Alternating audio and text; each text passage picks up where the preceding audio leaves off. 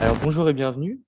Bienvenue pour ceux qui viennent d'arriver et qui n'ont jamais participé encore à des webinaires. Et re-bienvenue pour ceux qui ont participé au premier. Donc c'est une série de 4 webinaires qui sont dédiés au game design et appliqués à l'esprit critique. Parce qu'en fait, depuis le début d'année, avec le Dôme et Cryptos, dont je vais vous parler un peu plus tard, on travaille sur la production d'un jeu sur l'esprit critique. Et du coup, l'idée, c'était de faire un transfert d'expérience, de retour d'expérience sur ce qu'on a vécu dans la création de ce jeu et de transmettre aussi les différentes méthodes, outils et ressources qu'on a mobilisés pour la création du jeu. Donc, le premier webinaire était sur la déconstruction du jeu. Donc, on a vu des éléments de définition et on a été accueilli par le Quai des Savoirs qui nous a fait visiter une exposition interactive. Donc, on a pu parler de la gamification, on a pu parler aussi de comment est-ce qu'on pouvait créer des jeux sur l'esprit critique et quel était l'intérêt du jeu dans un cadre de médiation.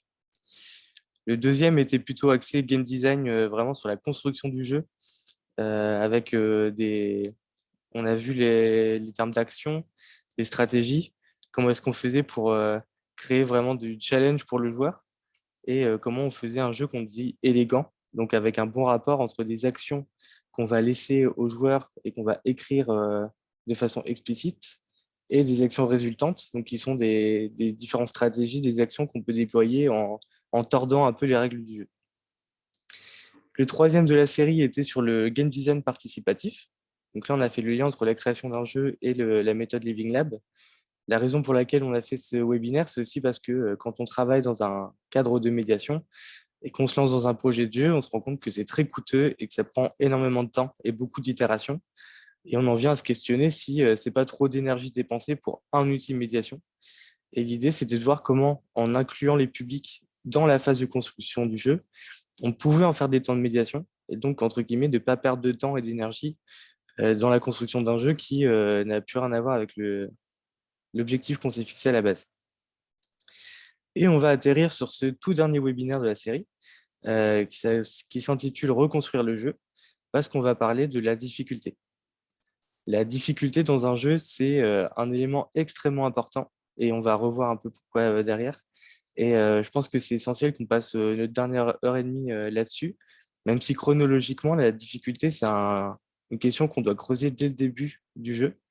Mais je vais vous donner des ressources, des choses que moi j'utilise pour essayer de gérer un peu les difficultés et surtout de comprendre comment la difficulté et la question de l'accessibilité sont liées et va influencer sur l'expérience de jeu. Donc, avant de commencer, une petite présentation, je suis désolé, je répète pour ceux qui sont déjà venus, mais voilà, ça fait partie du jeu et puis on est très content d'avoir ces partenaires avec nous. Donc moi, je représente à la fois le Dôme et l'association Cryptos que j'ai fondée il y a 4 ans maintenant, qui est une association de game design où on va créer des jeux sur l'esprit critique et pour lutter contre les fake news. Donc on a fait jusqu'à maintenant des escape games et là, on est en résidence depuis le début d'année au Dôme avec lequel du coup on coopère pour créer un jeu sur l'esprit critique, un jeu de société cette fois. Et cette résidence est financée par le département du Calvados et par le ministère de la Culture. Donc c'est un programme qui contient à la fois la création du jeu, cette série de webinaires, et on a fait aussi des conférences participatives sur le thème des statistiques avant les élections et la question des sondages. Donc ça regroupe pas mal de choses, ce programme. Sur Ecoscience, on met régulièrement des articles pour décrire ce qu'on y fait. Donc, je vous enverrai le lien à la fin aussi du webinaire, si jamais ça vous intéresse. Dans un cadre plus large, ce projet il appartient aussi au label Science avec et pour la société, qui est un label qui a été attribué à l'Université de Caen-Normandie et dont le Dôme est coporteur du label aussi, et qui est donc financé par le ministère de l'Enseignement supérieur de la Recherche et de l'Innovation.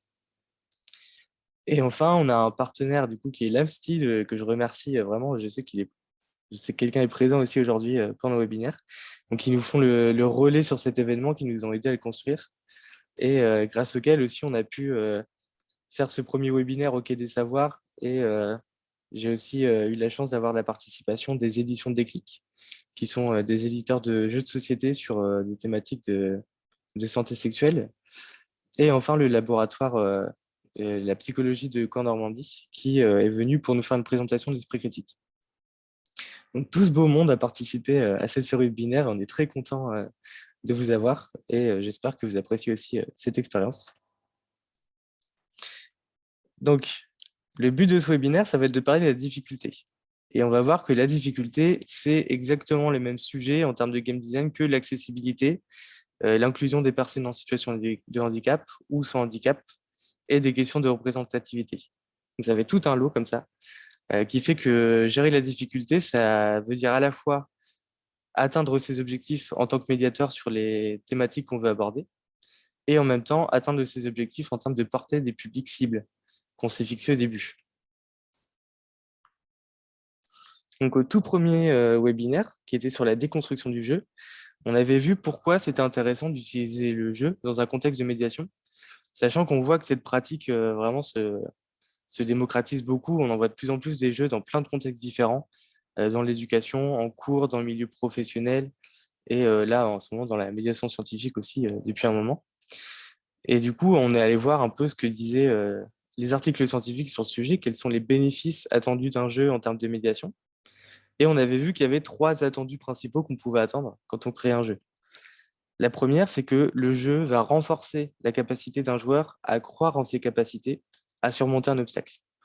Donc, une des raisons à ça, c'est parce que le jeu va mettre des obstacles en face du joueur et le joueur, lui, va savoir qu'il va être capable de le surmonter. Tout simplement parce que si le jeu lui demande, c'est qu'il est capable de le faire. À l'intérieur du jeu, on a forcément toutes les ressources nécessaires pour accomplir les défis qu'on nous met en face. Donc ça participe à améliorer la confiance en soi sur sa capacité à dépasser des problèmes. La deuxième, c'est la capacité à apprendre par empathie. Donc c'est quelque chose qui est déjà très présent au cinéma, dans la littérature, c'est ce qu'on appelle le processus d'identification. Donc au cinéma, on va suivre un personnage auquel on va s'attacher, on va se connecter émotionnellement au personnage. Mais dans le jeu vidéo, on va faire plus que ça, on va l'incarner. On va être ce personnage, ça va devenir notre avatar. Et donc, il va se passer quelque chose de très fort, un lien qui va se créer entre l'avatar et le joueur. Euh, et ce lien d'empathie va favoriser l'apprentissage par le jeu. Donc, pas forcément l'apprentissage de contenus qui vont être distillés par le jeu, mais plutôt apprendre à travers les yeux du personnage. Donc, si le personnage il a un parcours qui va l'amener à réfléchir sur l'impact du réchauffement climatique sur la planète, bah, du coup, cet impact-là, il va le vivre à travers l'avatar et il va l'intérioriser. Et ce processus d'identification, du coup, va favoriser l'apprentissage. N'hésitez pas à m'arrêter si vous avez des questions ou si je ne suis pas clair. Et le troisième, c'est celui qu'on attend le plus en général, c'est le changement de comportement. Donc, le jeu serait capable d'inciter les joueurs à changer de comportement après avoir été impactés par le jeu. Donc, tout ça, c'est des synthèses qui ont été produites par Didier Courbet et Marie-Pierre Fouquet-Courbet. Donc, je vous donnerai le lien aussi à la fin du webinaire, dans un article qui s'appelle Les Serious Games, dispositifs de communication persuasive. Et c'est une synthèse de plusieurs centaines d'articles scientifiques qui ont été écrits sur l'impact des jeux sérieux sur les joueurs. Donc, si jamais tous les jeux permettaient d'accéder systématiquement à ces effets positifs-là, on l'utilisera à chaque fois. Malheureusement, ce n'est pas le cas, ce n'est pas aussi simple. Il y a plusieurs conditions à remplir si on veut que le jeu active vraiment les effets positifs qu'on attend de lui. La première, c'est ce qu'on appelle la courbe du flow.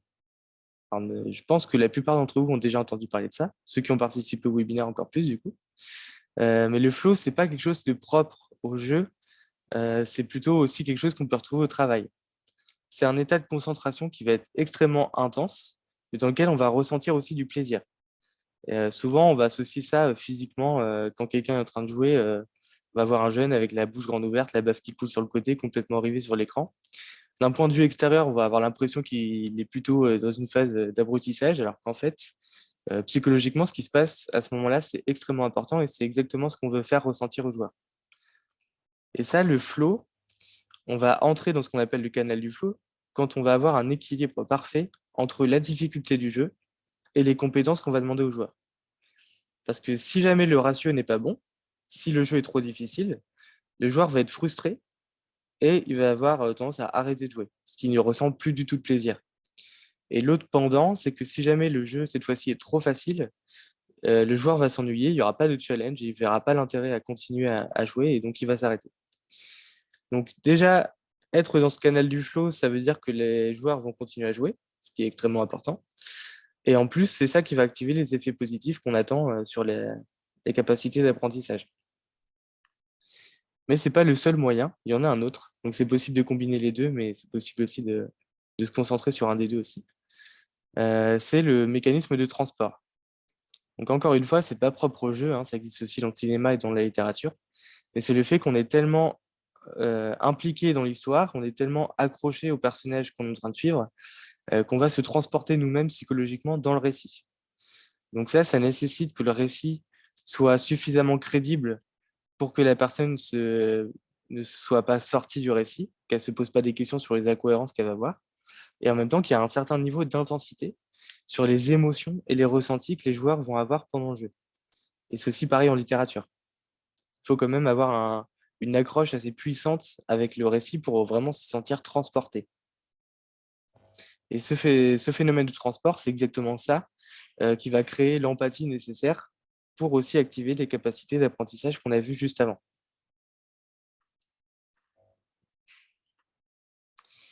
Alors pour revenir à la difficulté maintenant, parce que vous allez voir que c'est extrêmement lié, est-ce que vous avez déjà vécu des jeux, alors des jeux de société, des jeux vidéo, que vous avez trouvé trop difficiles? Alors soit vous pouvez échanger par le chat, soit vous pouvez aussi prendre la parole au micro. J'aimerais bien avoir vos retours d'expérience un peu sur des jeux que vous avez jugés trop difficiles ou alors trop faciles et essayer de m'expliquer pourquoi est-ce qu'il était trop dur.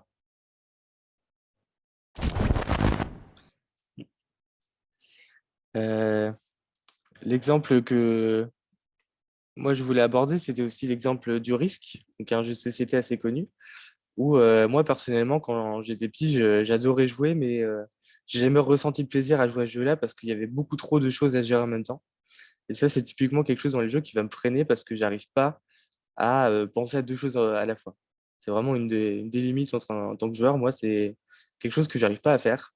Du coup, quand le jeu va être trop exigeant sur le nombre de variables à contrôler en même temps, j'ai beaucoup de mal à m'y investir.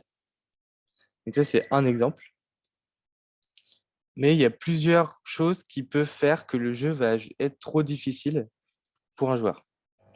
La première chose, c'est que la difficulté, elle est subjective. Tout le monde n'aura pas le niveau de difficulté au même endroit. Et d'ailleurs, ça fait énormément de débat souvent dans le milieu du jeu vidéo sur comment est-ce qu'on peut juger un bon jeu par rapport à la difficulté qui va opposer au joueur. On va associer un niveau de difficulté élevé à un bon jeu.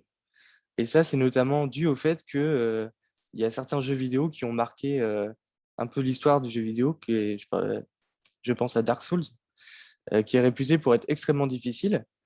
Et les joueurs tirent du plaisir en surmontant des obstacles et en étant extrêmement fiers du coup de l'exploit que ça représente d'avancer dans le jeu. Et à cause de ce standard-là, on va avoir tendance à penser que si un jeu est trop facile, comme un Mario par exemple, qui sont plutôt des jeux assez accessibles, on va avoir tendance à penser que c'est des jeux un peu pour le grand public et donc ils sont forcément moins bons que les jeux experts où il faut avoir un gros niveau de compétences pour y arriver. Donc ça, bien évidemment, c'est extrêmement subjectif. En aucun cas, la difficulté va avoir un lien avec la qualité d'un jeu. Par contre, ce qui est important, c'est que la difficulté soit bien dosée par rapport au public qu'on cible. Donc, effectivement, Dark Souls, c'est un très bon jeu pour les gens qui veulent avoir ce degré de difficulté-là parce que c'est un jeu qui s'adresse à ce public-là. Là où les jeux comme Mario vont s'adresser à plutôt du grand public, et Nintendo a toujours eu la volonté d'aller toucher des personnes âgées et des familles. Bien évidemment, le niveau de difficulté ne sera jamais le même entre un jeu de Nintendo et un jeu de la série des Dark Souls. Donc, la première variable qui va causer la difficulté d'un jeu, ça va être ce qu'on appelle la surcharge cognitive. C'est le nombre de choses qu'un joueur doit gérer en même temps. J'ai pris l'exemple du jeu de risque, et en fait, ça se vaut sur tous les jeux de gestion qui se reposent essentiellement sur la capacité d'un joueur à gérer plein d'informations qui vont arriver en temps réel, et il faut trouver des solutions assez rapidement. La deuxième variable, ça va être par rapport aux compétences qu'on va demander aux joueurs. Donc, on va creuser un peu plus tout à l'heure, mais il y a trois types de compétences, si je résume. Il va y avoir des compétences plutôt motrices, physiques, sur l'adresse, l'agilité d'un joueur, des compétences cognitives, sur la capacité à réfléchir rapidement, à faire deux choses en même temps, à analyser une situation, à trouver des réponses, à résoudre des puzzles. Et enfin, des compétences culturelles, Donc l'exemple parfait, là, je pense que c'est le Trivial Pursuit, où on va plutôt tester la culture des joueurs lors d'un quiz ou tout autre style de jeu. Et enfin, il y a une question d'équilibrage qui est interne au jeu. Donc l'équilibrage, c'est comment est-ce que les différents éléments du jeu sont équilibrés les uns avec les autres.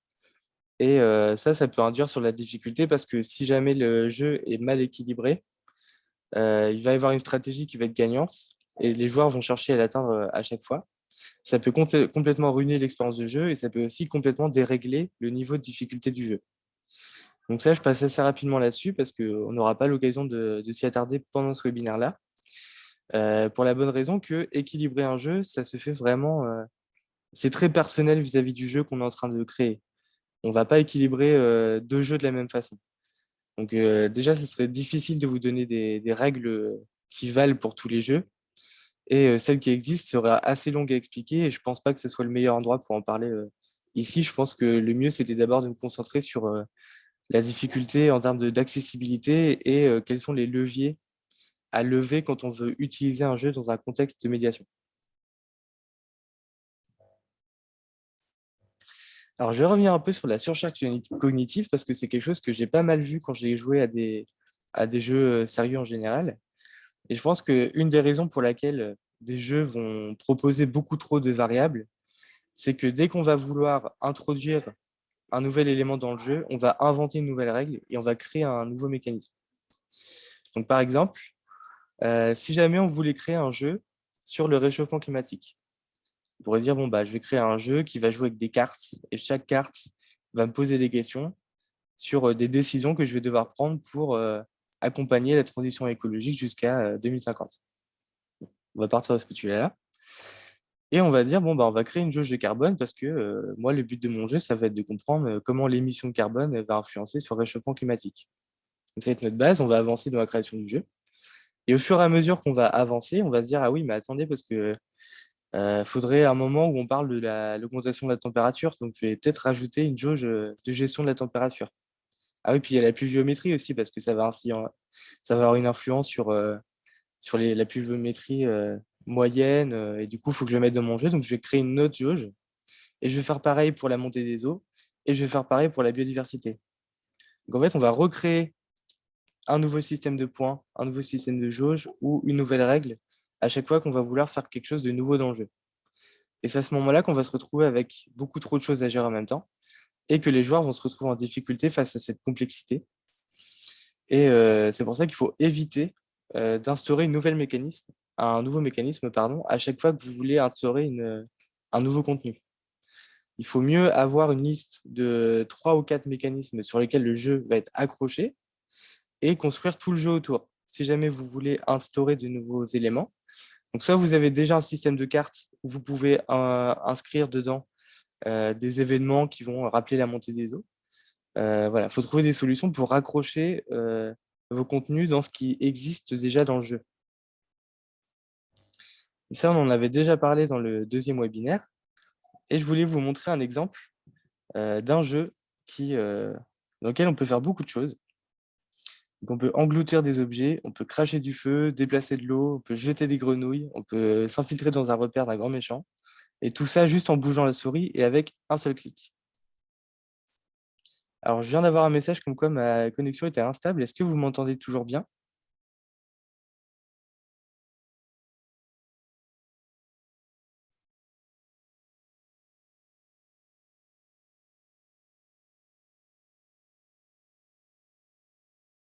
Ah mince.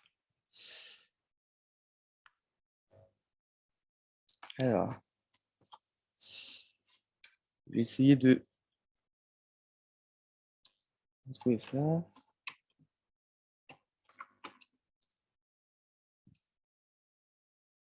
Ah, j'ai pas de port Ethernet sur mon Mac.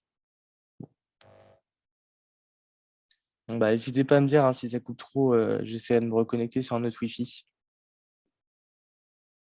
Alors, je vais vous passer l'extrait d'un jeu qui s'appelle Donut County et qui, pour moi, illustre très bien comment, avec une seule action simple qu'on va inclure dans un jeu, on va pouvoir faire beaucoup de choses aux joueurs.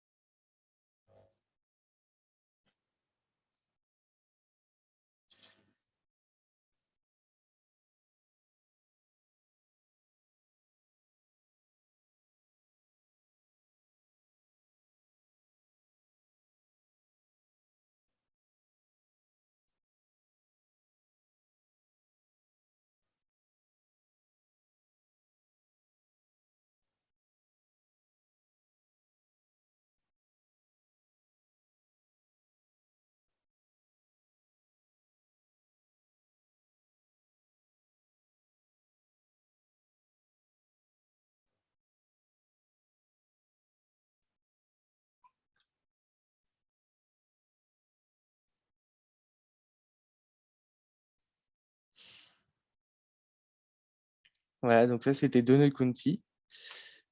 Alors, je récupère ça. Ah,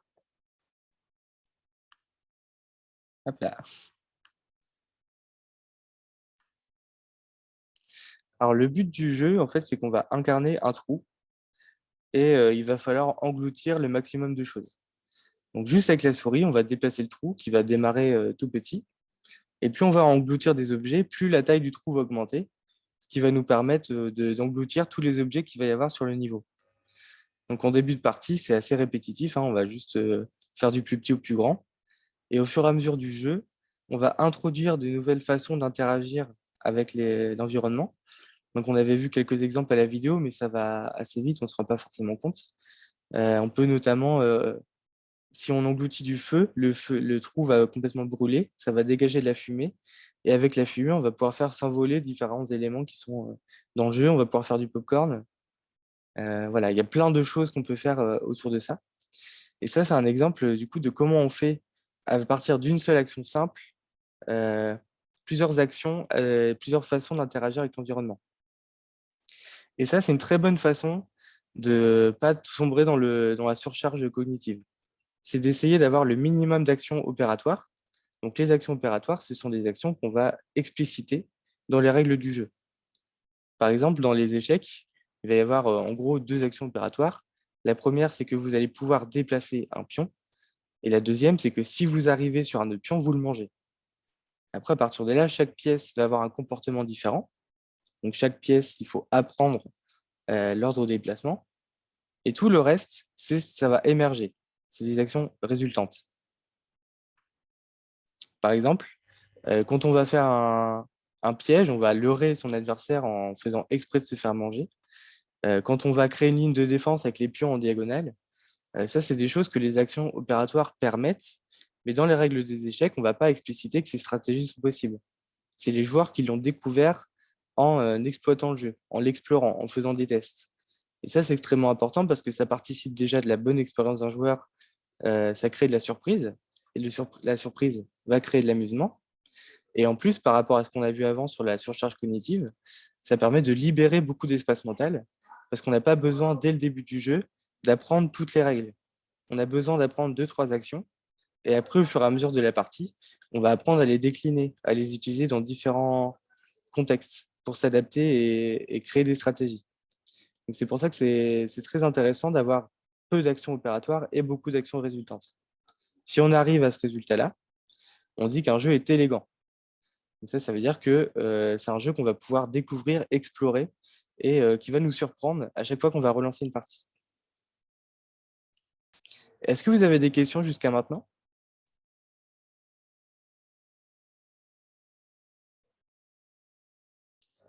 N'hésitez pas à me dire hein, si la connexion coupe aussi.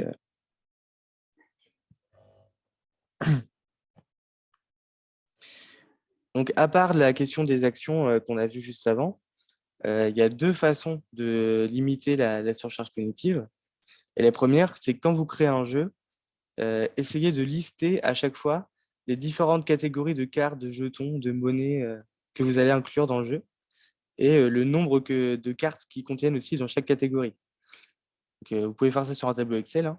Mais l'idée, c'est que vous puissiez voir vraiment l'étendue des éléments de jeu que vous mettez à disposition du joueur et demandez-vous si chacun de ces éléments a vraiment un intérêt à exister dans le jeu. Ou alors, est-ce qu'il n'y a pas moyen d'en supprimer ou de fusionner certains entre eux? Ça va vraiment participer à la qualité du jeu, parce que ça veut dire que chaque élément va être intéressant à manipuler et à explorer. Et si jamais vous incluez des éléments qui sont superflus, ça va rajouter de la charge pour rien. Et en plus, ça peut aussi participer à une mauvaise expérience de jeu, parce que sur un jeu de cartes où on va tirer aléatoirement des cartes, si on tombe sur les cartes qui sont moins amusantes que les autres, on va forcément passer un moins bon moment. Donc, il faut que chaque élément qui appartienne au jeu ait un sens et ait une raison d'être là. La deuxième façon, c'est de créer des interactions logiques entre les différents mécanismes et les règles du jeu que vous allez instaurer. Donc, ça ne pose pas vraiment de problème si vous avez plusieurs catégories de points, si jamais on arrive instinctivement à comprendre comment ils fonctionnent, ou si le matériel de jeu va participer à comprendre certains éléments du jeu. Donc, je vais prendre un exemple. Je ne sais pas si vous connaissez le jeu de société The Island. C'est un jeu avec des tuiles hexagonales avec lesquelles on va composer une île qui va être entourée d'eau. Et le principe, c'est que chaque joueur va poser des petits pions de couleurs différentes au milieu et le niveau de la mer va monter. À chaque fois qu'on va démarrer une nouvelle manche, on va retirer des tuiles et les pions qui sont sur les tuiles vont tomber à l'eau. Donc juste avec ce matériel-là, les règles en fait sont très faciles à comprendre juste en les manipulant. Le fait qu'on va retirer les tuiles les moins épaisses, c'est logique parce que vu que le niveau de la mer augmente, ça va forcément être les tuiles les plus basses qui vont sombrer en première. Et le fait qu'un joueur se noie si jamais la tuile sur laquelle il est tombe, ça se voit directement dans le jeu parce que quand je retire la tuile, le pion va forcément tomber. Donc il n'y a pas besoin d'expliquer les trois actions ou les trois règles euh, pendant cette partie-là, vu que le jeu le fait déjà par lui-même, par le matériel. Donc ça, c'est aussi une façon de réduire la surcharge, c'est qu'on doit communiquer au minimum par les règles et par l'explication du jeu, et au maximum par le matériel et la façon dont la partie va se dérouler.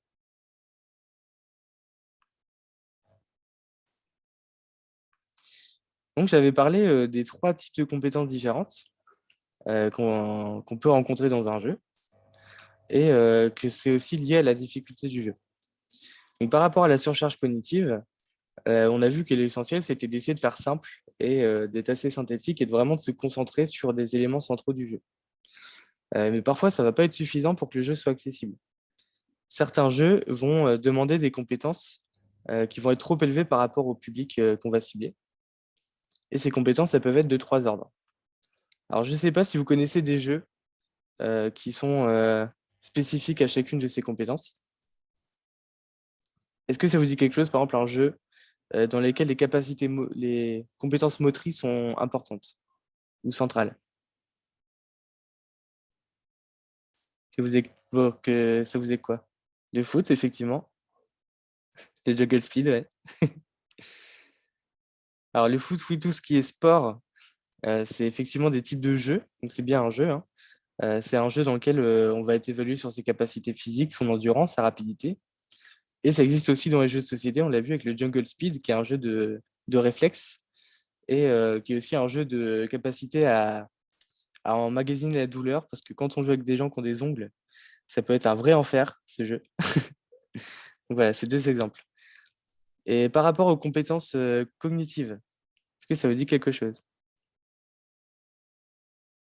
Oui, alors le jeu où on place ses mains et ses pieds, c'est le Twister, qui est un jeu de souplesse et de coordination.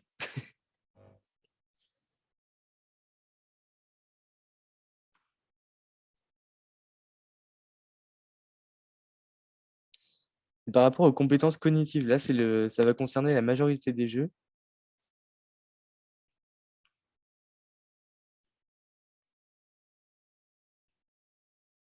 Mm. C'est vrai que Jungle Speed, on est vraiment à cheval sur une capacité de réflexe assez importante et ça relie un peu les deux aussi. Des exemples de jeux qui vous ont cassé le cerveau et memory. Est-ce que les jeux où on a besoin de développer telle ou telle stratégie, ça rentre dedans? Alors oui, ça rentre tout à fait dedans. Le fait de devoir développer une stratégie, ça va correspondre à la capacité à anticiper, à gérer ses ressources. Catan et Wargame, ouais, effectivement. Seven Wonders. Donc on voit que la grande majorité des jeux de société, ils vont entrer dans cette catégorie-là. Et enfin, les compétences culturelles. Est-ce que vous voyez des types de jeux où il faut avoir de la culture pour gagner? Le Time's Up, le Trivial Pursuit, effectivement.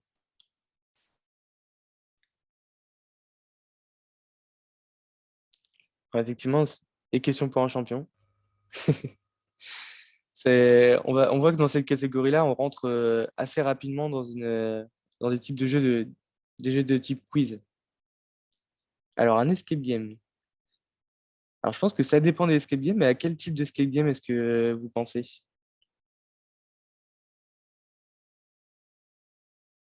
Et dans quel sens? Est-ce que c'est parce qu'il faut avoir une culture de l'escape game pour réussir ces types de jeux? Ou est-ce qu'il faut avoir des connaissances déjà avant de rentrer dans l'escape game pour pouvoir en sortir?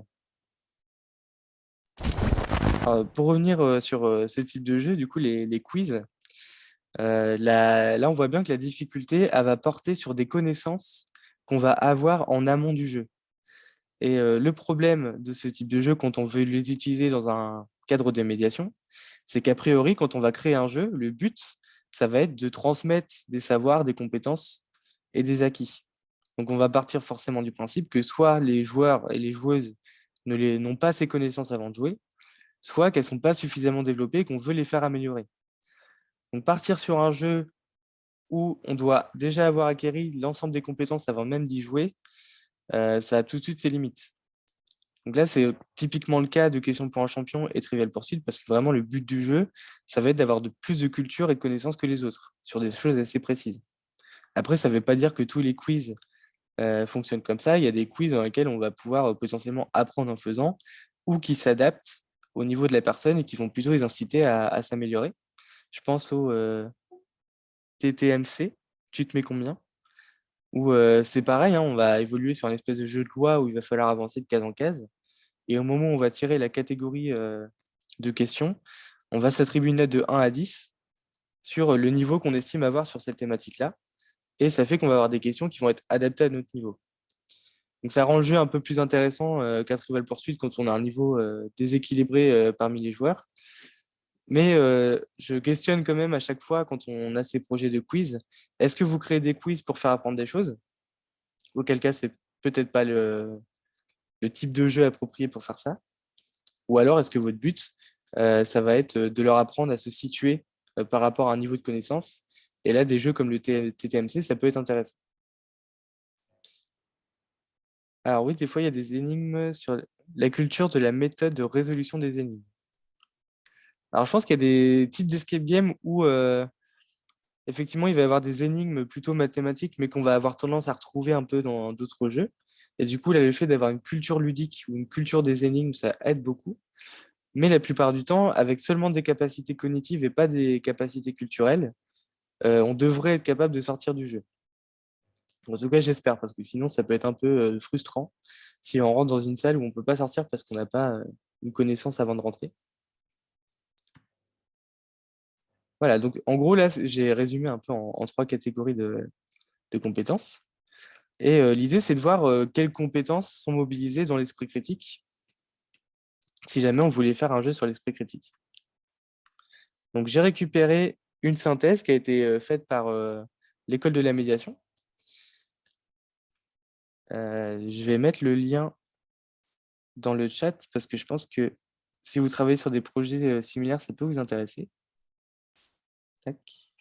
Ah, j'arrive toujours pas à faire de copier-coller.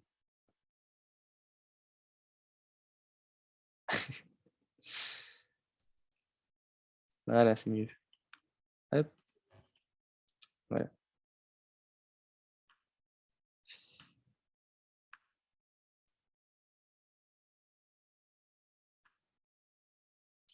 Donc, cette synthèse, elle va reprendre une définition de l'esprit critique qu'on dit opérationnel.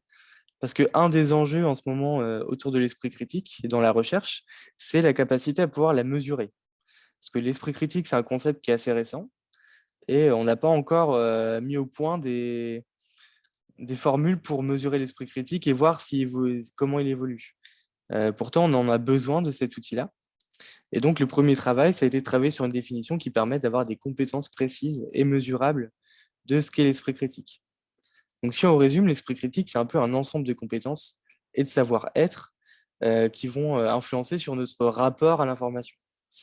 On va dire qu'on va avoir de l'esprit critique quand on a un rapport plutôt rationnel vis-à-vis de l'information, qu'on va être capable d'ajuster son niveau de confiance et d'évaluer la qualité des arguments qui vont être avancés par différents parties prenantes d'une conversation ou d'un débat. Et il va y avoir aussi la capacité à se forger une opinion en fonction d'arguments qu'on va pouvoir vérifier, d'arguments qu'on va définir comme étant fiables. Donc tout ça, ça fait partie de l'esprit critique.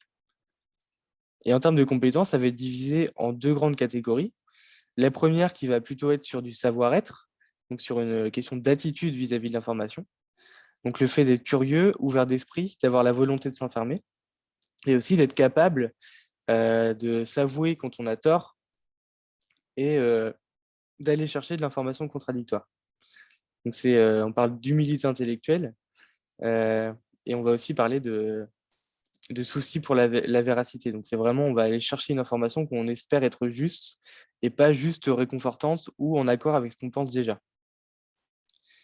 La deuxième grande catégorie, ça va être des compétences plutôt cognitives, sur des capacités à évaluer une information à partir de certains critères qu'on va être capable d'identifier, comme la source, comme l'intérêt de cette source à dire ce genre d'information, ou quel est le statut professionnel de la source. Est-ce que c'est quelqu'un de fiable? Est-ce que ce qu'il a dit est répété dans des articles scientifiques?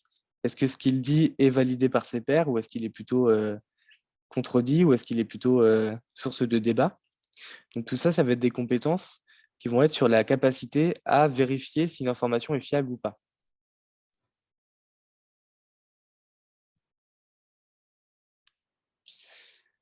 Euh, donc là, quand on a créé le jeu qu'on est en train de créer avec Ludum et Cryptos en début d'année, il a fallu se fixer d'abord un objectif sur une compétence qu'on voulait atteindre via le jeu.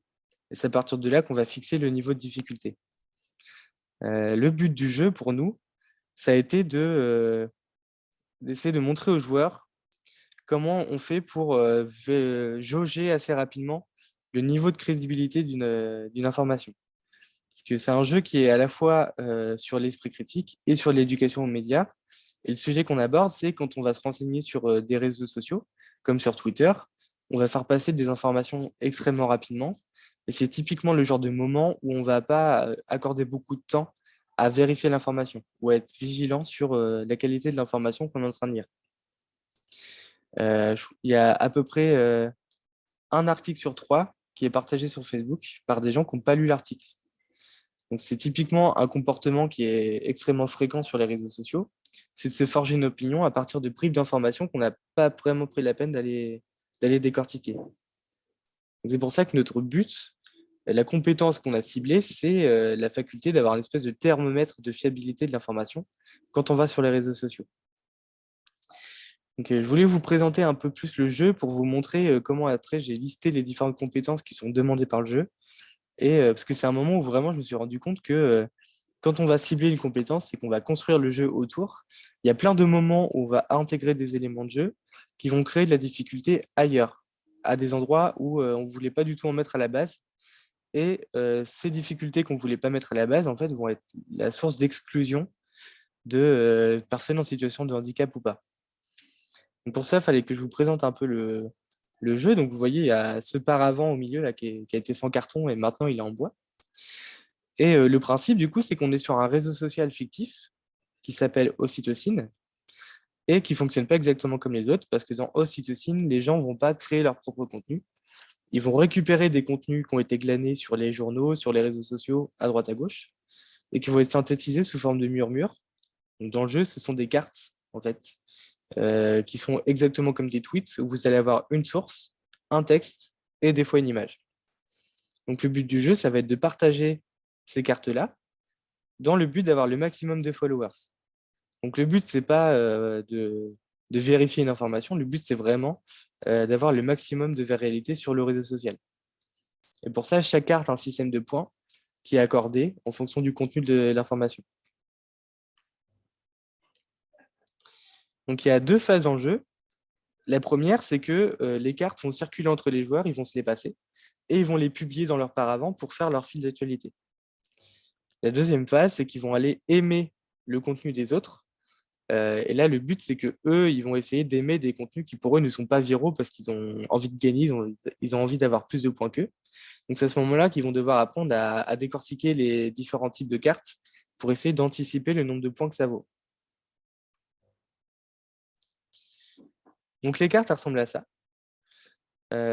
Et chaque carte a un hashtag. Les hashtags, c'est des thématiques. C'est ce qui m'aide à créer les cartes. Donc, au début, pour la partie pour défaut, pour la partie tutoriel, j'ai fait une série de cartes sur Squid Game, donc sur la série Squid Game.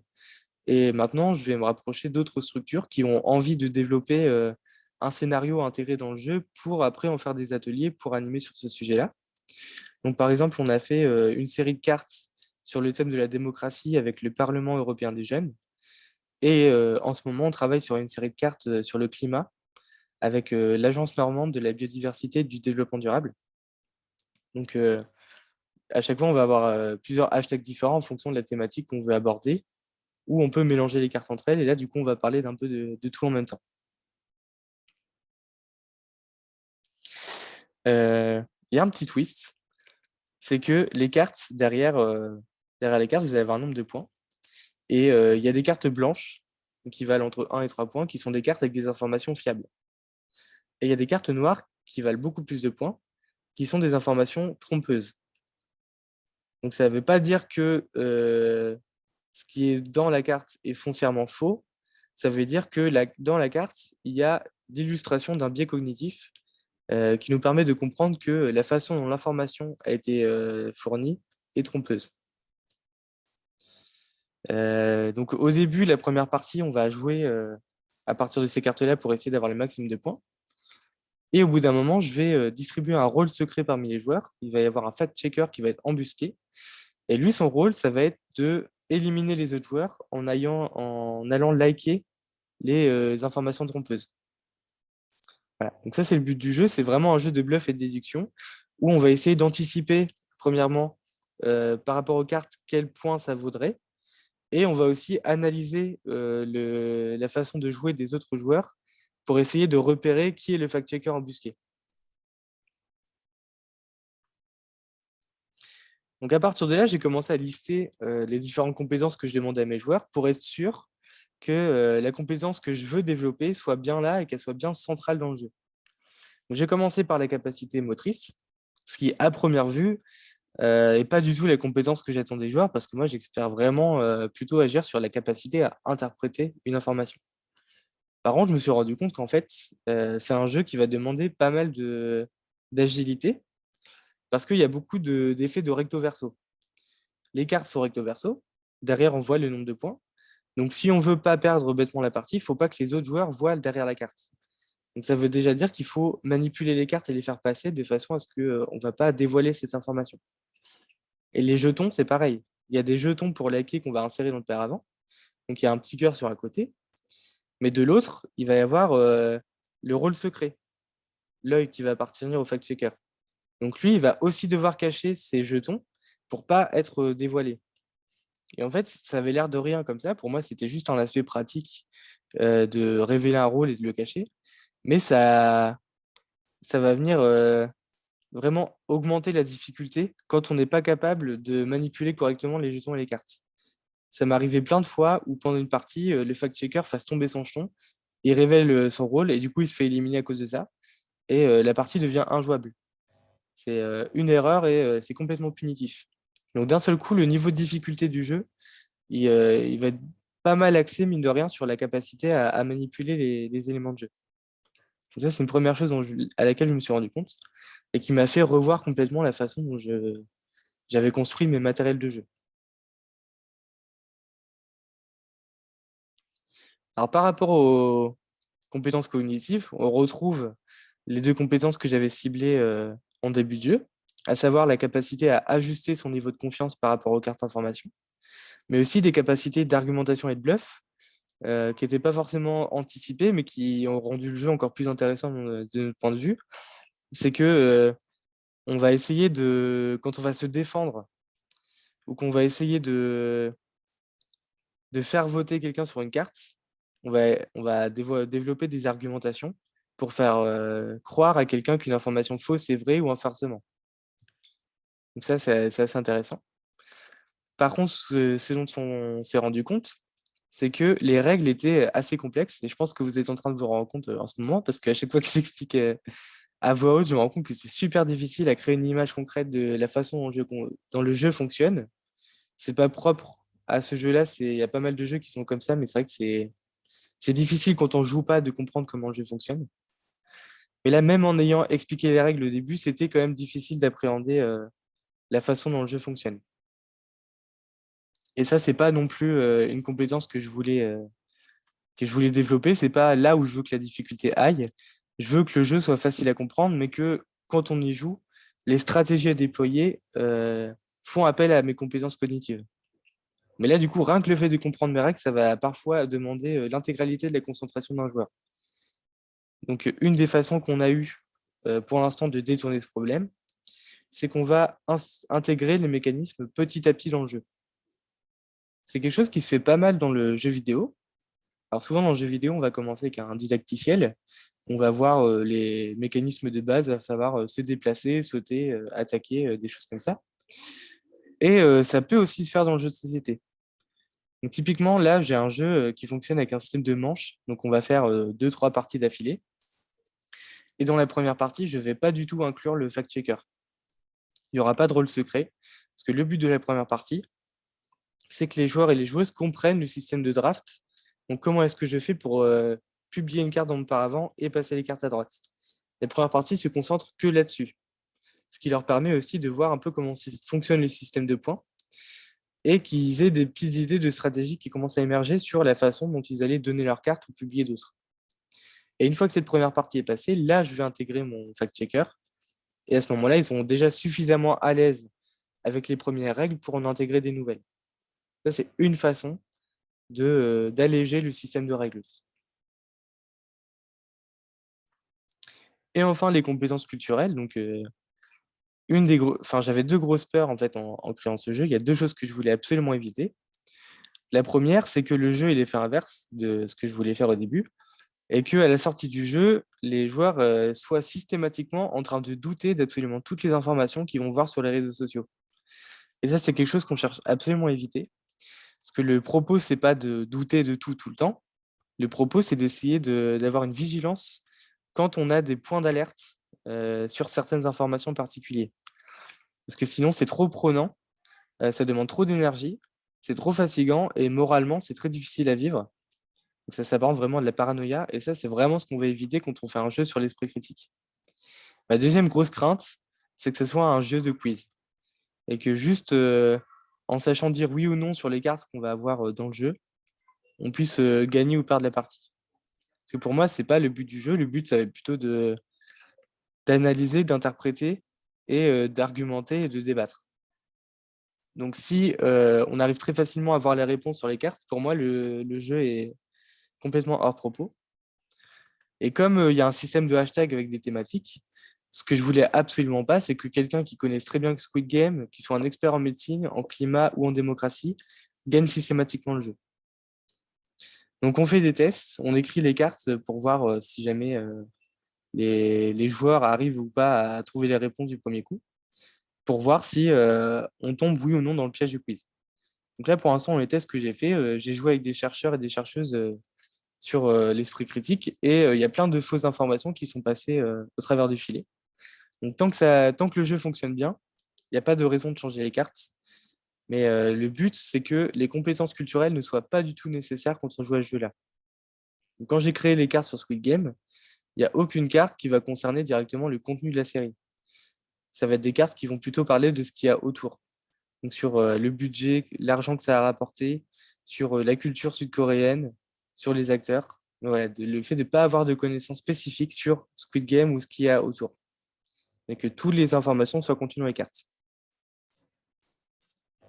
Donc déjà, quand j'ai fait ce travail de lister toutes les compétences, je me suis rendu compte du nombre de barrières que j'avais, sans faire exprès, glissées dans le jeu et qu'elle a empêché des personnes en situation de handicap ou des publics que moi je cible, qu'elle allait les empêcher de jouer au jeu. Typiquement, le plus gros problème là, que j'ai identifié dans cette phase de listing, c'est que des personnes qui ont des problèmes dans la motricité des mains vont être extrêmement désavantagées parce que ça peut leur faire perdre la partie de faire juste un faux mouvement avec une carte ou un jeton.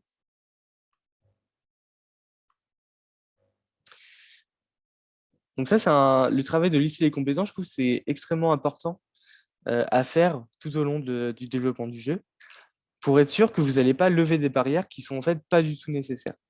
Et c'est dans ce sens-là, du coup, que je fais le lien entre la difficulté d'un jeu et l'accessibilité. C'est que certes, vous allez pouvoir faire un jeu adapté pour un public en particulier, pour un public malvoyant, pour un public malentendant. Mais en fait, chaque décision que vous allez prendre qui vont aller dans le sens de plus d'intégration, de plus d'accessibilité, ça va généralement avoir des effets positifs pour l'expérience de tous les autres joueurs du jeu. Donc le fait d'avoir ces jetons et ces cartes qui sont dures à manipuler, le fait que je les ai améliorés, que je les ai rendus plus facilement malléables, c'est aussi une expérience plus agréable pour les autres joueurs. Donc ça, c'est un vrai défi, hein, ce défi de l'accessibilité. Parce que le handicap, ça va concerner 12 millions de Français sur 66 millions de Français, ce qui est énorme. J'ai mis la définition officielle du handicap en dessous pour que vous voyez ce qui rentre dans ces 12 millions-là. Mais la plus grosse difficulté, c'est que les handicaps, au pluriel, il y en a un nombre extrêmement conséquent et c'est extrêmement divers. Donc dire qu'on va créer un jeu accessible, c'est quasiment impossible. On ne peut pas s'adapter à absolument tous les types de handicaps qui existent dans le monde. Et en plus, ça va au-delà de la question du handicap, parce qu'en plus de ces personnes qui sont considérées comme étant en situation de handicap, on va aussi retrouver des gens qui ont des handicaps temporaires, donc des personnes qui vont se casser un bras, une cheville. On va retrouver des situations de jeu quand le cadre il n'est pas optimal. Donc là, par exemple, j'ai fait une partie d'Ocytocine, là, le jeu que j'ai présenté juste avant, juste au-dessus d'une grosse fraiseuse, au Fab Lab. Donc, je ne sais pas si vous avez déjà entendu une grosse fraiseuse, le bruit que ça fait, mais ça équivaut un peu à un marteau-piqueur. Donc, jouer à une partie de bluff et de déduction et de débat au-dessus d'un gros bruit comme ça, c'était extrêmement fatigant et éprouvant. Et en fait, si le jeu de base avait inclus certains types de mécanismes qui seraient adaptés à des publics malentendants, en fait, j'aurais très bien pu faire dérouler la partie sans problème, ou en tout cas avec beaucoup moins de difficultés. Donc, tout ce qu'on va prévoir pour certains types de handicap, en fait, vont être bénéfiques pour l'ensemble des joueurs, et ça va aussi participer à rendre le jeu plus facilement sortable dans plein d'occasions différentes.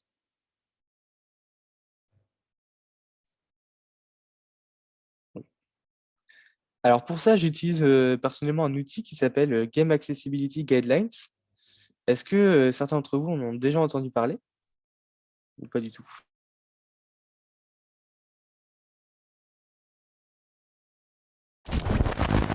Ah pardon, je ne sais pas pourquoi ça a coupé.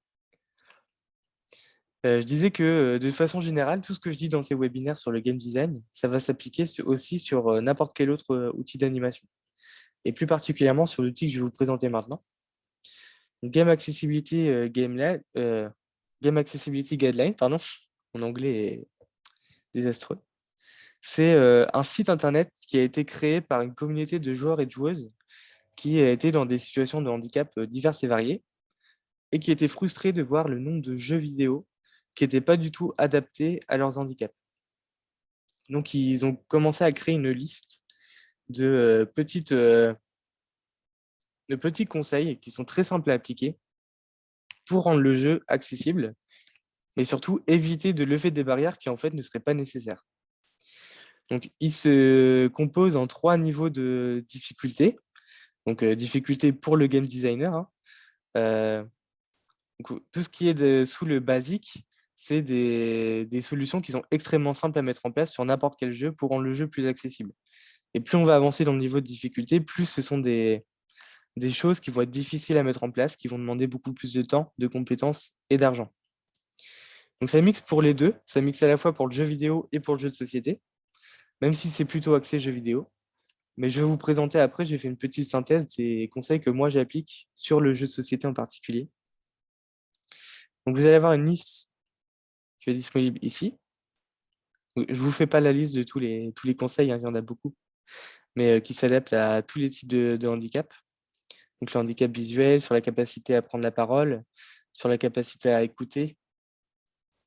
Et l'idée, c'est qu'il vous propose un fichier Excel que vous pouvez télécharger directement depuis le site internet. Je vais faire ça. Et sur ce tableur, ils vont reprendre l'intégralité des conseils qu'ils vont donner. Et avec une colonne sur la droite pour pouvoir prendre des notes sur déjà, est-ce que ce conseil est applicable à mon jeu par rapport au mécanisme que j'ai inventé? Parce que ce ne sera pas forcément le cas. Et si c'est le cas, est-ce que je l'ai inclus et comment je l'ai inclus? Alors là, il y a plein de trucs qui sont affichés. Oula, non, ça on s'en fiche. Tac. OK. Donc c'est en anglais, hein, mais si, avec un copier-coller sur DeepL, vous devrez pouvoir traduire assez facilement si vous n'êtes pas à l'aise avec la langue. Mais ici, sur la gauche, on va retrouver exactement la même liste que j'ai présentée avant. Et ici, vous allez pouvoir griser la case si jamais votre jeu pourrait être concerné par le conseil en question. Là, je prends par exemple le tout premier conseil qui est d'autoriser à changer les contrôles sur les touches de la manette. Donc ça, typiquement, si on est sur un jeu de société déjà, c'est un conseil qu'on ne peut pas appliquer. Donc on va directement pouvoir passer à la suite. Euh, mais pour un jeu vidéo, c'est quelque chose qui est assez simple à mettre en place. C'est-à-dire, on va juste rajouter un menu où les joueurs vont pouvoir rechanger la façon dont les boutons sont distribués sur la manette ou sur le clavier, sur la façon dont le game designer a pensé l'attribution des touches. Donc voilà, c'est vraiment un outil qui permet de prendre un par un la liste des conseils et voir si oui ou non on peut l'appliquer ou pas. Donc c'est très opérationnel, je ne vais pas vous faire la liste de tout. Mais je vais plutôt vous présenter une petite synthèse que moi je me suis fait une espèce d'anti-sèche que j'utilise régulièrement quand je crée des jeux. Du coup, c'est pareil, si jamais vous travaillez sur d'autres outils d'animation que des jeux, n'hésitez pas à aller voir aussi la liste des conseils qu'ils vous proposent pour voir si ça peut vous aider à rendre vos outils d'animation plus accessibles.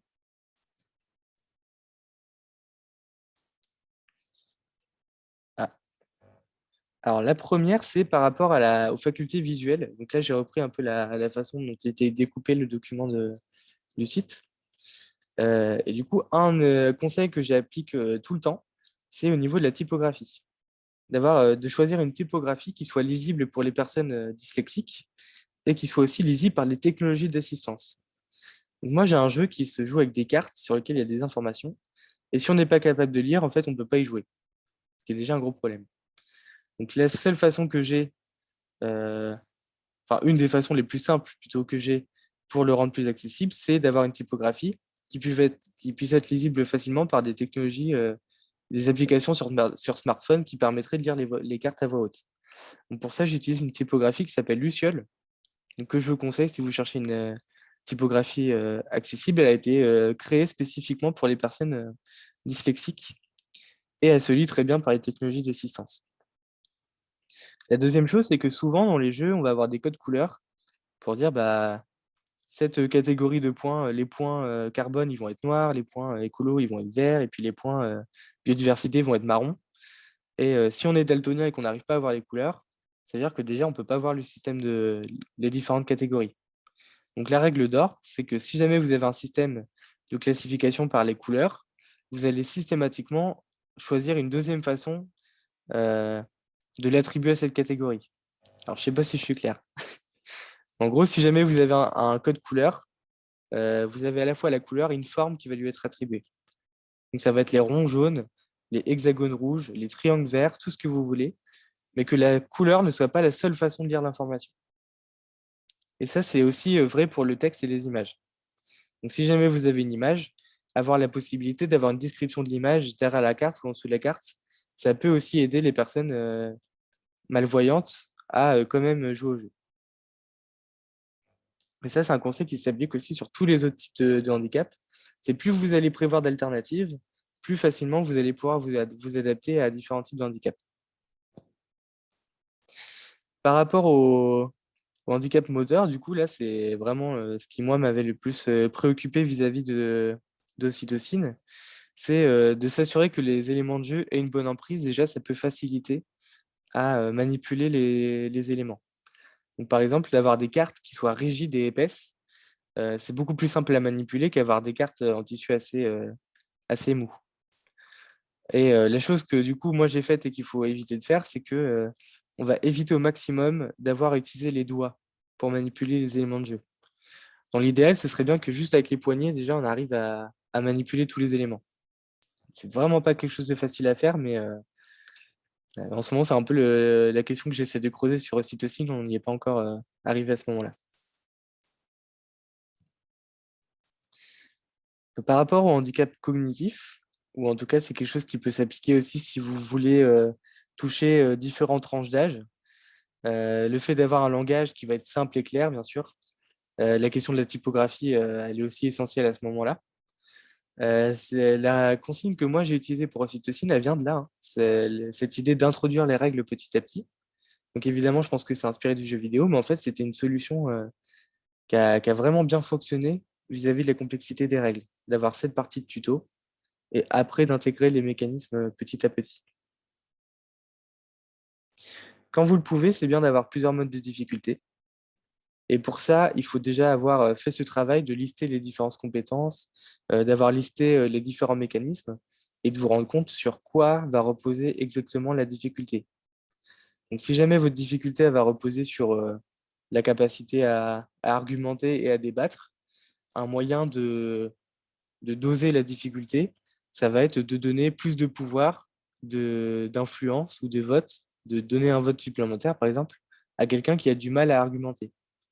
Donc, c'est une compétence tout à fait virtuelle, hein. C'est vraiment une compétence que le jeu va donner aux joueurs, mais c'est pas une compétence qu'il va apprendre, c'est pas quelque chose avec lequel il va ressortir du jeu, mais ça va au moins l'aider à entrer en compétition, à entrer au même niveau que les autres joueurs et à pouvoir vraiment être intégré dans le jeu.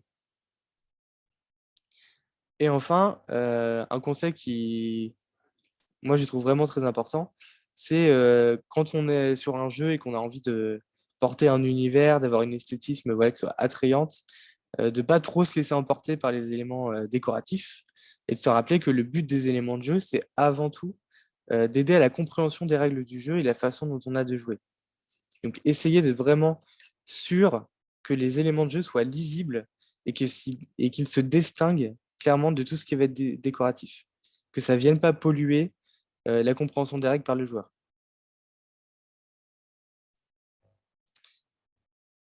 Alors, sans transition, bonsoir. Est-ce que vous avez des questions vis-à-vis de tout ce qu'on a dit jusqu'à maintenant?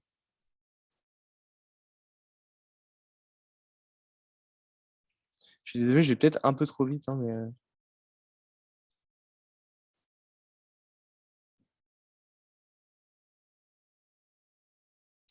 est-ce que je vous ai assommé? Ce que je peux comprendre, hein.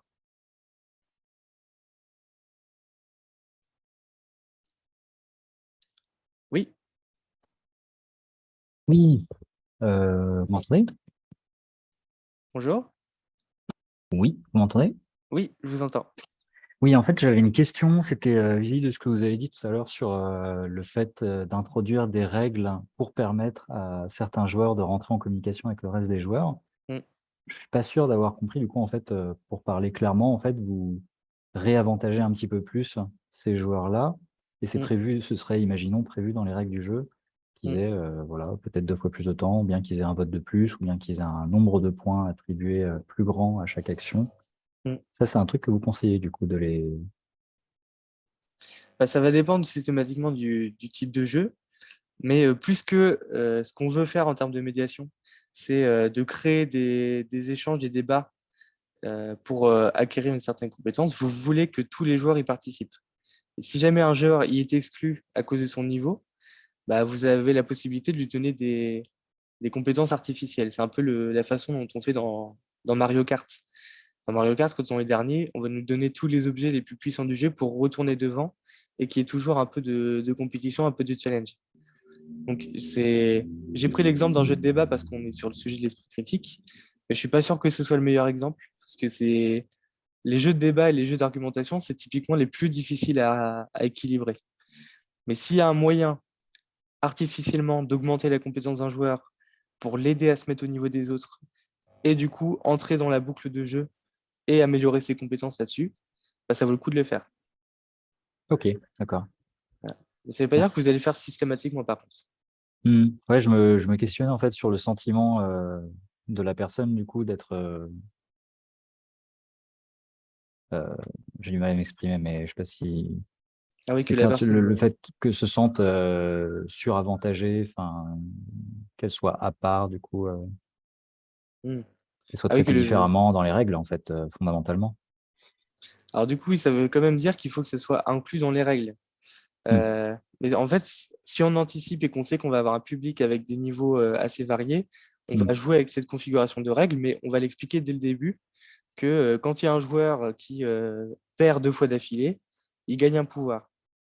Du coup, on ne va pas le Ah oui. donner Hmm. directement à une personne en lui disant, ah bah là, non, tu fais de la merde, je vais te donner un truc pour t'aider. Parce que là, Hmm. effectivement, elle risque de mal le prendre. Mais si c'est prévu déjà dans les règles du jeu, D'accord. bah voilà, c'est Ouais, le ouais, jeu ok. qui nous l'attribue. Ça marche. Merci. De rien. Il y a d'autres questions?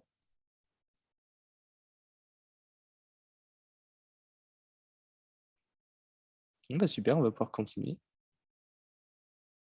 On va parler du wokisme. Non, pas exactement. On va parler de la question de la représentativité. Donc, des minorités de genre, des minorités d'ethnie, des minorités, on l'a vu aussi avec la question du handicap, où il y a aussi pas mal de questions de représentation qui sont encore à régler ou à améliorer. Et du coup, je voulais un peu d'abord échanger avec vous sur le sujet. Euh, Selon vous, est-ce que la représentation est importante? Et si oui, pourquoi? Donc, je parle bien de la visibilité des minorités dans les médias de façon générale et dans le jeu.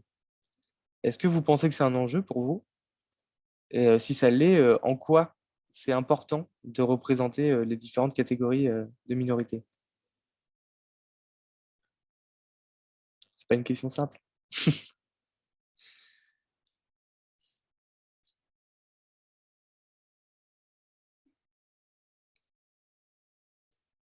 Il y a une question de timing aussi, parce qu'on sort du mois de la fierté, donc c'est un bon moment pour en parler, pour que chacun puisse se sentir concerné.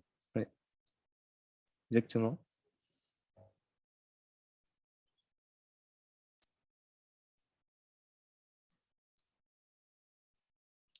Et je pense qu'un des discours sur le wokisme, c'est notamment le fait que il y a une forme de je veux me mettre en avant et c'est un besoin d'attention que j'ai de me sentir représenté.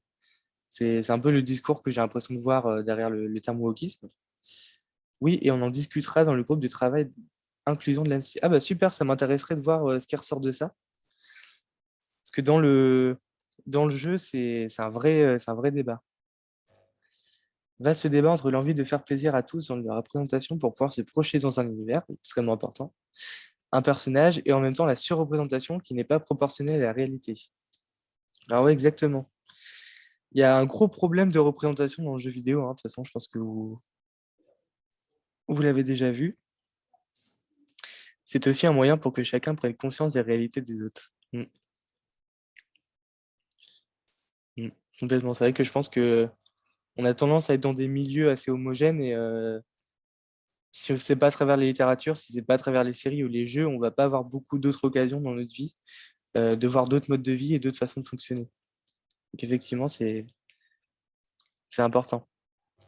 Du coup, la raison pour laquelle j'en parle, alors il y a deux raisons. La première, c'est que c'est un sujet à débat depuis quelques années, très très vif, sur la question de la représentation dans les jeux vidéo plus particulièrement. Je pense que dans les jeux de société aussi de type expert, on est exactement les mêmes problématiques. C'est que grosso modo, si je caricature, un personnage principal dans un jeu vidéo, c'est un homme blanc musclé qui a une arme dans la main. Et quand il va y avoir des personnages féminins, ça va être systématiquement des femmes objets. Donc soit c'est des femmes qu'on va devoir aller sauver, soit c'est des femmes qui vont être un peu un espèce de d'enjeu de d'enjeu je trouve plus mes mots. Enfin, ça va plutôt être un appui du personnage principal plutôt qu'un personnage à part entière. On va pas en apprendre beaucoup plus sur les personnages féminins que ça. Euh, je me suis perdu dans ce que je disais du coup. Voilà. Les minorités sexuelles, les personnes homosexuelles, trans, dans le jeu vidéo, c'est encore plus rare. Et les personnes en situation de handicap, soit elles sont totalement absentes, soit elles sont complètement fantasmées avec les personnages du type l'aveugle qui voit dans le futur.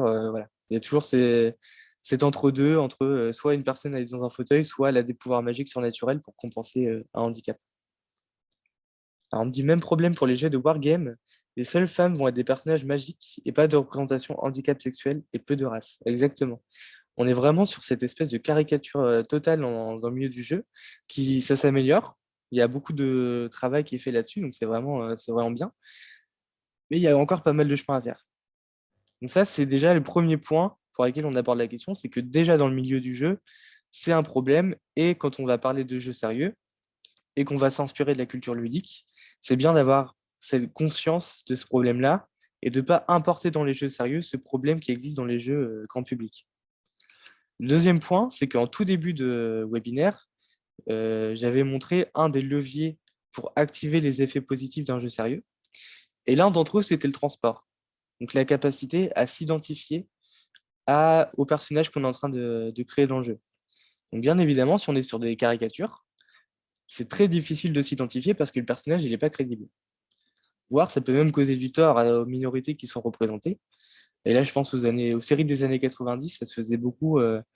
Quand on avait des personnes noires, on sortait le gros accent africain et les gros clichés à fond. Pour les personnes gays, c'était toujours des hommes très efféminés avec une voix nasillarde, avec très peu de femmes lesbiennes, avec très peu d'hommes gays qui sont avec d'autres types de caractères. Donc ça, il y a cette question de quand on va inclure des minorités dans un jeu, d'avoir des personnages qui soient bien écrits, qui ne soient pas caricaturales, qui ne soient pas une espèce de représentation déformée et ultra pessimiste et péjorative d'une minorité. L'exemple que je voulais vous donner, c'était Lara Croft. Lara Croft, du jeu vidéo Tomb Raider, ça a été un des premiers personnages principaux féminins, inspiré d'Indiana Jones. Donc on pourrait se dire c'est super, un personnage féminin qui est le personnage principal d'un jeu, sauf qu'en fait Lara Croft, elle était extrêmement sexualisée. Donc pour vous donner une idée, vous pouvez faire le test dans les jeux vidéo que vous avez. Si vous jouez un personnage principal masculin, généralement la caméra va être soit au niveau des épaules, soit ça va être carrément à la première personne et vous n'allez pas le voir. Par contre, si vous jouez un personnage féminin, la caméra va être beaucoup plus derrière et vous allez avoir un plan sur les fesses, toujours. Et Lara Croft, c'est exactement ça. Le centre de la caméra, c'est les fesses de Lara Croft, parce que c'est là-dessus que doivent se concentrer les joueurs. Donc là encore, on est vraiment sur la projection que les joueurs de jeux vidéo sont forcément masculins et hétéros. Et, euh, et en plus, Lara Croft a été un des premiers personnages de jeux vidéo à faire la une de magazine Cochon. Voilà, donc ça c'est vraiment pour faire un état des lieux sur où on en est de la représentation dans les jeux vidéo. Mais il y a de l'espoir et j'aurais bien aimé les faire participer sur ce webinaire, mais malheureusement ils n'ont pas pu être présents. Je voulais vous présenter le travail de Game Impact. Game Impact, qui est une association qui va regrouper plein de professionnels du milieu du jeu vidéo, du jeu de société, de la recherche.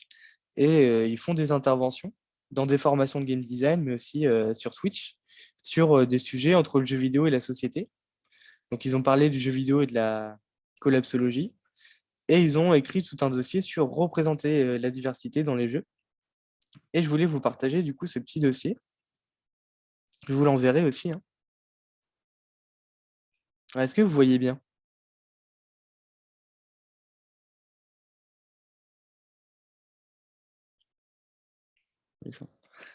En gros, il est divisé en 3 grandes parties.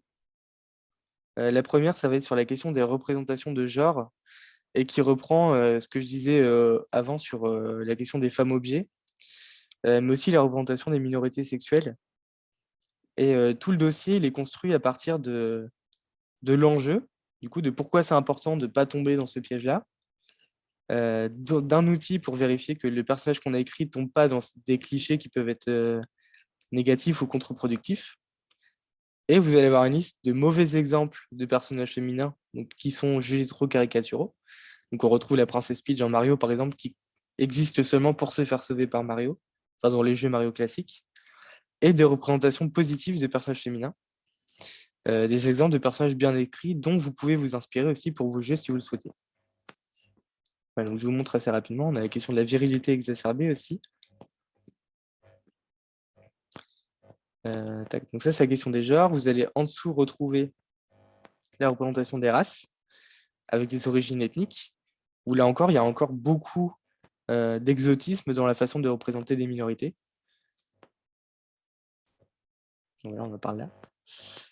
Et tout en bas de liste, vous allez retrouver la représentation des personnes en situation de handicap. Donc, je vais vous envoyer le lien dans le chat. Et vu que le document est déjà tout écrit, je trouve que c'est intéressant que vous puissiez le télécharger et l'utiliser si vous voulez.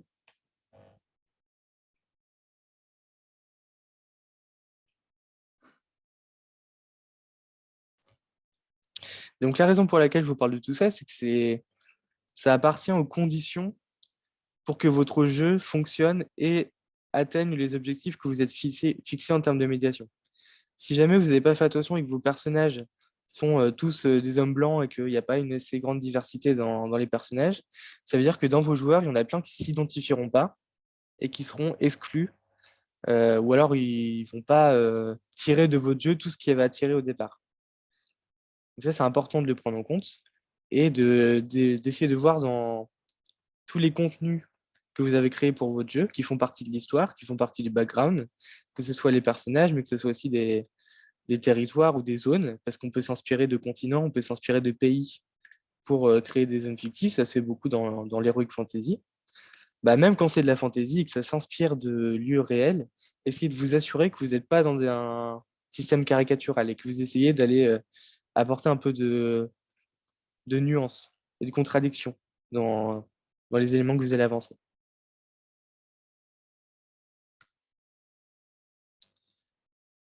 Donc, on arrive presque à la fin du webinaire. Du coup, j'espère qu'on a atteint les objectifs que je m'étais fixés en début de session.